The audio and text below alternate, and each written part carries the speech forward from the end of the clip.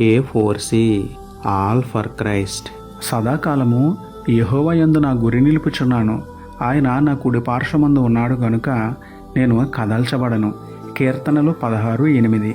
ప్రార్థన. ప్రేమమేడ కృపామేడ పరలోకమందున్న మా తండ్రి, మహిమగల మీ నామమునకు స్తోత్రముని దేవా. అయ్యా, కష్టాలకు నష్టాలకు వ్యాధులకు బాధలకు భయపడేవారిగా కాక, కష్టమొచ్చినా నష్టమొచ్చినా వ్యాధి వచ్చినా బాధ వచ్చినా మీ యందే మా గురి నిలిపి విశ్వాసంతో ప్రార్థించి విజయాన్ని పొందే భాగ్యం మాకు ఇవ్వండి దేవా.